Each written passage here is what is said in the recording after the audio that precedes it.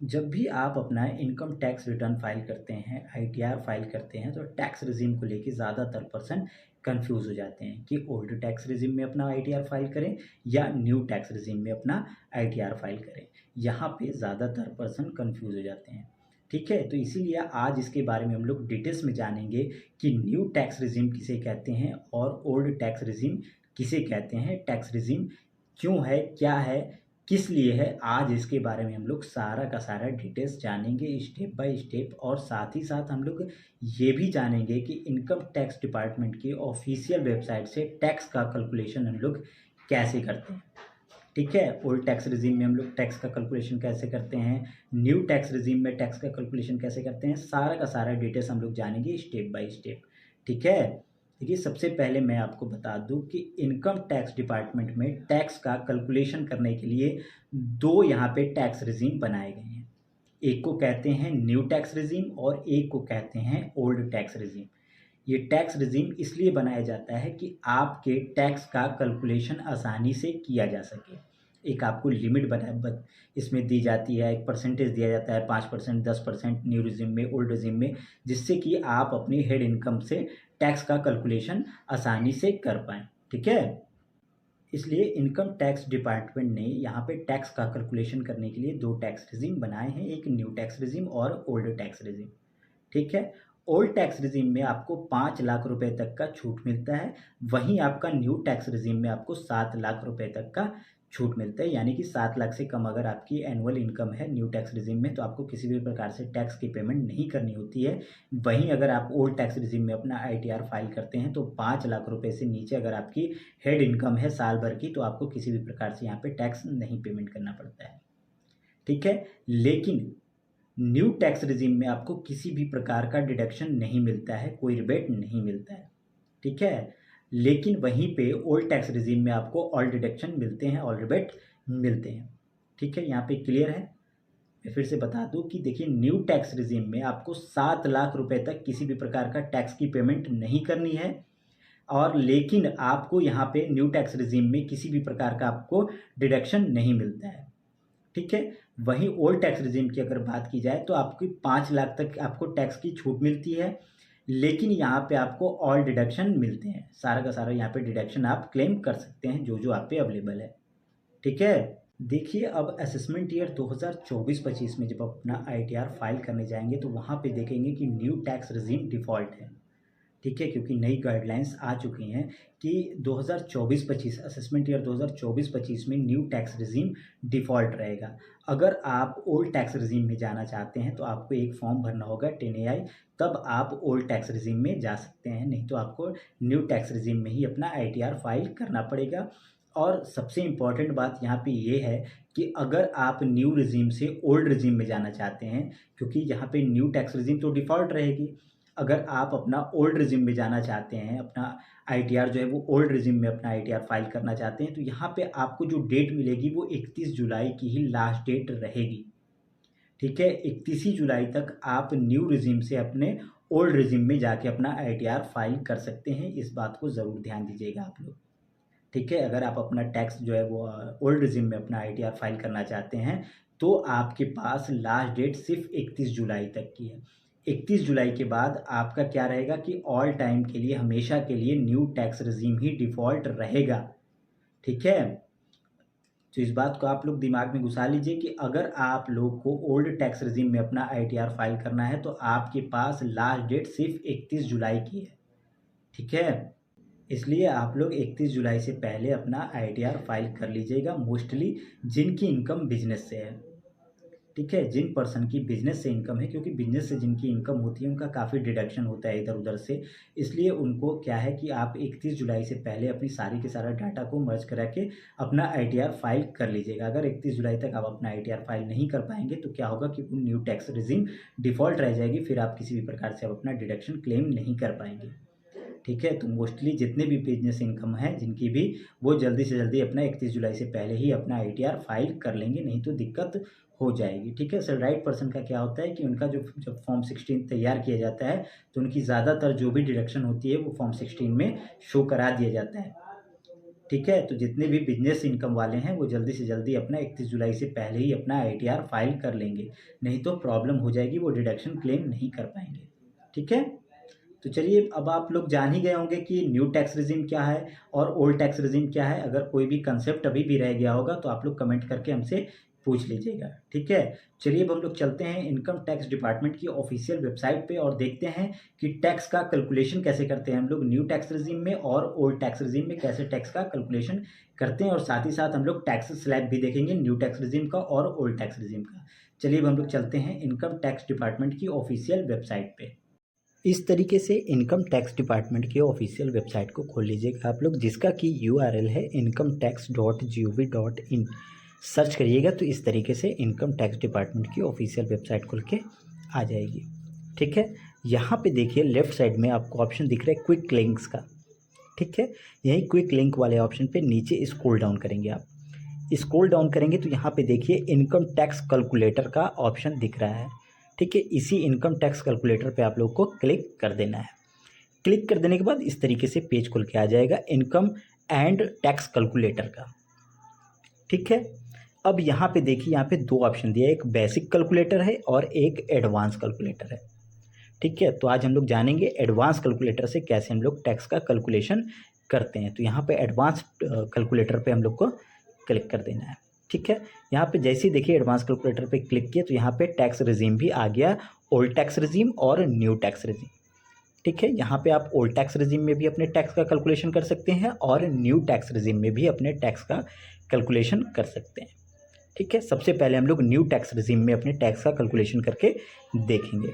ठीक है, तो यहाँ पे न्यू टैक्स रिजीम यहाँ पे मैं चूज़ कर लूँगा। ठीक है, यहाँ पे न्यू टैक्स रिजीम चूज़ कर लेने के बाद यहाँ पे देखिए असेसमेंट ईयर पूछ रहा है कि आप किस असेसमेंट ईयर का अपना टैक्स का कैलकुलेशन करना चाहते हैं।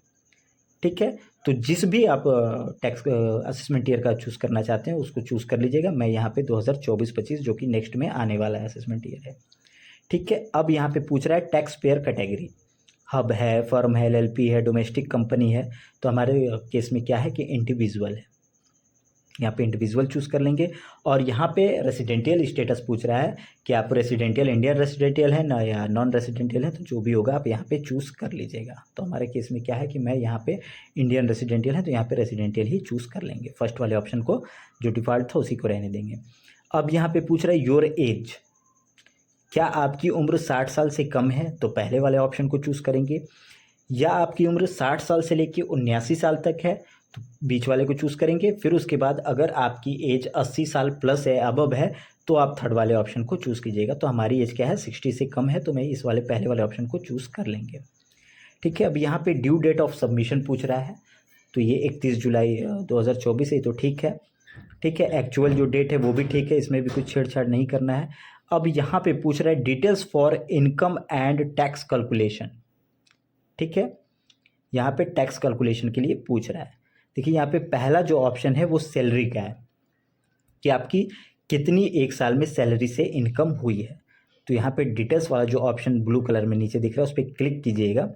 जैसे ही क्लिक कीजिएगा इस तरीके से बॉक्स खुल के आ जाएगा। यहाँ पे आपको सिर्फ अपनी नेट सैलरी यहाँ पे मेंशन कर देना है, जो आपकी बेसिक सैलरी होगी। ठीक है, उसको सैलरी को यहाँ पे मेंशन कर दिएगा। जैसे मान लीजिए हम 7,50,000 रुपये अपनी सैलरी डाल दिए, तो यहाँ पे क्या हो गया कि हमको तुरंत स्टैंडर्ड डिडक्शन मिल गया 50,000 रुपये का इनकम टैक्स डिपार्टमेंट की तरफ से।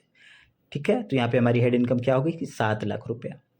ठीक है, तो ये सैलराइड पर्सन के लिए, हमारे केस में सैलरी नहीं है तो मैं यहाँ पे इसको 0 कर दूंगा। मेरी इनकम सिर्फ बिजनेस से है और अदर रिसोर्स से है। ठीक है, तो अगर आपके केस में होगा सैलराइड तो यहाँ पे सैलरी का भी एंट्री कर दीजिएगा। अब यहाँ पे पूछ रहा है कि आपकी इनकम हाउस प्रॉपर्टी से भी है।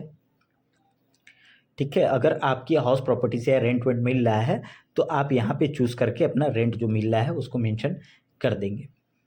ठीक है, यहाँ पे जो भी होगा आप यहाँ पे मेंशन कर दीजिएगा रेंट वगैरह। ठीक है, अब इसके बाद यहाँ पे देखिए नीचे पूछ रहा है कैपिटल गेन से, क्या आपकी इनकम कैपिटल गेन से भी हुई है। कैपिटल गेन मतलब शेयर मार्केट में long term short term capital gain हुआ है, या प्रॉपर्टी बेचे हैं उससे लॉन्ग टर्म या शॉर्ट टर्म कैपिटल गेन हुआ है, तो उस कैपिटल गेन की एंट्री आपको यहाँ पे करनी। किस क्वार्टर में आपने बेचा है, किस क्वार्टर में आपका कैपिटल गेन हुआ है, उसकी यहीं पे उसी बॉक्स में आपको एंट्री कर देना है। शॉर्ट टर्म है ऊपर, नीचे लॉन्ग टर्म है, तो जो होगा आप एंट्री कर दीजिएगा। मान लीजिए हमारी दिसंबर से लेकर मार्च तक के क्वार्टर में कैपिटल गेन हुई है 25,000 शॉर्ट टर्म कैपिटल गेन, और वही 25,000 मान लीजिए कि लॉन्ग टर्म कैपिटल गेन में भी हुई है। मैं एग्जाम्पल बता रहा हूँ आपको, ठीक है। यहाँ पे देखिए मैंने लॉन्ग टर्म कैपिटल गेन में भी डाल दी, तो हमारी टोटल इनकम क्या हो गई, 50,000 हो गई कैपिटल गेन से, ठीक है। तो हमारे केस में कोई कैपिटल गेन नहीं है, तो यहाँ पे क्या करेंगे कि सब सेशन को ज़ीरो कर देंगे, ठीक है। अब यहाँ पे पूछ रहा है कि बिजनेस और प्रोफेशन से आपकी कितनी इनकम है, ठीक है। तो यहाँ पे हमारी बिजनेस ही से इनकम है, तो यहाँ पे हम क्या करेंगे, डिटेल्स पे क्लिक करेंगे।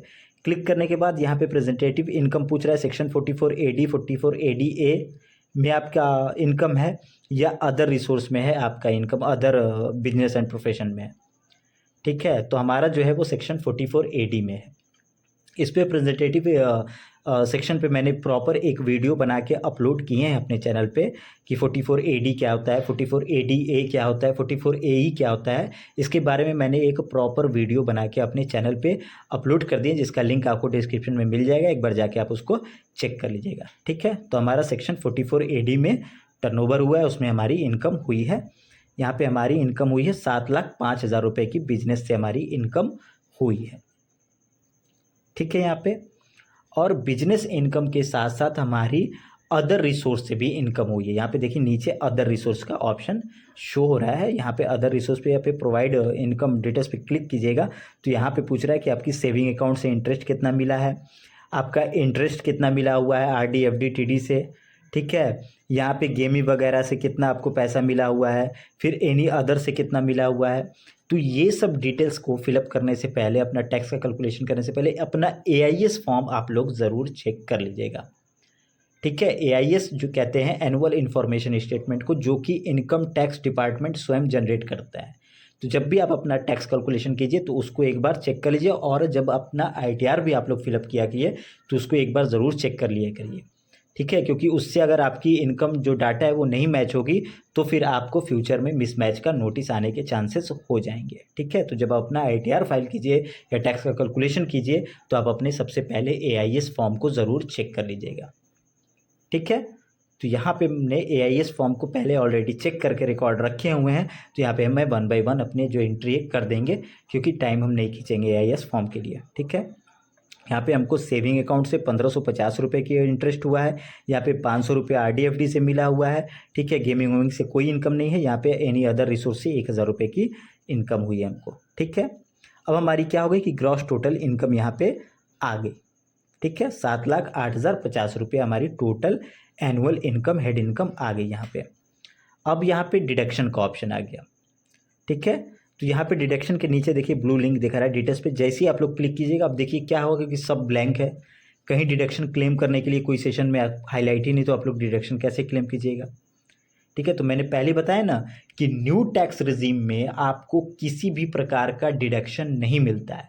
अगर आप अपना ITR फिलअप करना चाहते हैं न्यू टैक्स रिजीम में, या टैक्स कैलकुलेशन कर रहे हैं न्यू रिजीम में, तो आपको किसी भी प्रकार का न्यू रिजीम में टैक्स ये डिडक्शन नहीं मिलता है, ठीक है। इस बात को आप लोग ध्यान दीजिएगा, ठीक है। अब यहाँ पे देखिए नीचे अब हम लोग आएंगे तो हम लोगों पे कितना टैक्स बन गया, 8,372 रुपये क्या हो गया कि टैक्स बन गया हमारे पे, ठीक है। अब क्या करना होगा कि 8,372 रुपये हमको पे करना पड़ेगा इनकम टैक्स को, ठीक है। अब उसके नीचे देखिए TDS TCS वगैरह अगर आपका कटा हुआ है, जब अपना फॉर्म 26AS आप चेक कीजिएगा तो वहाँ पे आपका TDS वगैरह वहाँ पे शो करेगा कि आपका कितना TDS कटा है, तो उस TDS को आप यहाँ पे मेंशन कर दीजिएगा। मान लीजिए हमारा TDS कट गया है 10,000 रुपये एज एग्जाम्पल, ठीक है। तो जैसे ही यहाँ पे 10,000 रुपये डालेंगे तो क्या दिखा रहा है कि यहाँ पे 1,630 रुपये, 1,630 रुपये हमारा रिफंडेबल बन रहा है, ठीक है। मतलब जब हम अपना ITR फिलअप करेंगे तो 1,630 रुपये हमको क्या होगा कि रिफंड मिल जाएगा।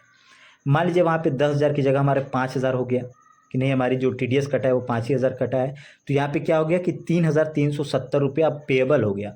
अब ये कैसे पता चला कि पेएबल हो गया, यहाँ पे अगर रिफंडेबल होता तो यहाँ पे माइनस लगा होता अंक से पहले, अगर पेएबल है तो यहाँ पे माइनस हट गया है, ठीक है। तो यहाँ पे हमारा क्या हो गया कि 8,370 रुपया टोटल पेएबल है हमारा, कोई TDS वगैरह नहीं कटा हुआ है, ठीक है। तो इस तरीके से आप न्यू टैक्स रिजीम का टैक्स का कैलकुलेशन कर सकते हैं, ठीक है। अब इसी डाटा को, सेम डाटा को हम लोग देखेंगे ओल्ड टैक्स रिजीम में, ठीक है।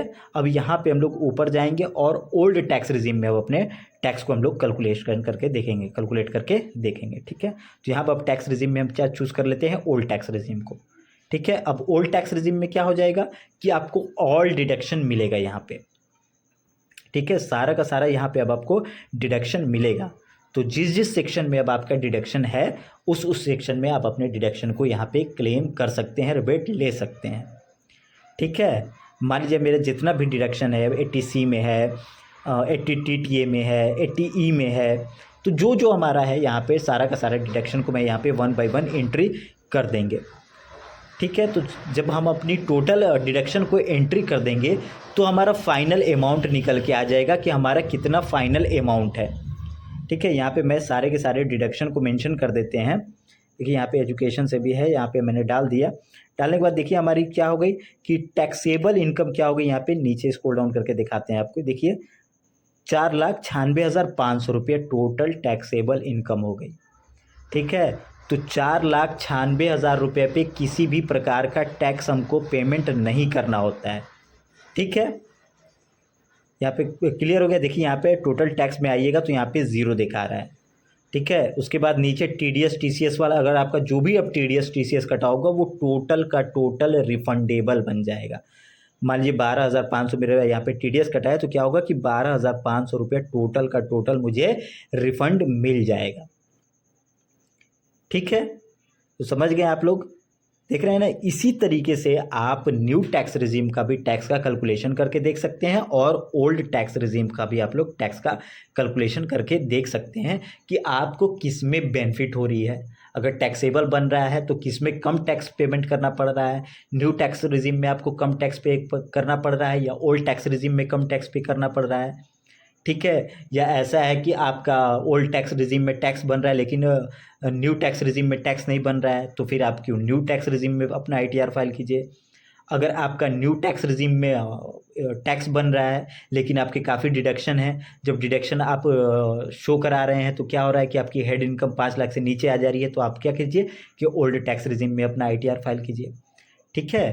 तो इस तरीके से आप लोग अपने टैक्स का कैलकुलेशन कर सकते हैं न्यू टैक्स रिजीम में भी और ओल्ड टैक्स रिजीम में भी, ठीक है। तो हम लोग जान लिए कि कैसे हम लोग को टैक्स का कैलकुलेशन कैसे करना है, न्यू टैक्स रिजीम क्या होता है, ओल्ड टैक्स रिजीम क्या होता है, सारा का सारा डिटेल्स हम लोग जान गए हैं। लेकिन अभी भी कोई कंसेप्ट रह गया होगा आप लोग के दिमाग में या मैं कुछ वो चीज़ मिस कर गया हूँ, नहीं बता पाया हूँगा, तो आप लोग कमेंट करके मुझसे पूछ लीजिएगा। मैं जल्दी से जल्दी आपके कमेंट का रिप्लाई करने की कोशिश करूँगा, ठीक है। तो अगर आप लोगों को ये वीडियो पसंद आई है तो ज़्यादा से ज़्यादा लोगों से शेयर कीजिएगा और साथ ही साथ हमारे इस चैनल को सब्सक्राइब तो आप लोग कर ही लीजिए, क्योंकि ऐसी इन्फॉर्मेशन डेली बेसिस पे मैं लाता रहता हूँ। इसलिए आप हमारे चैनल को सब्सक्राइब तो ज़रूरी कर लीजिएगा।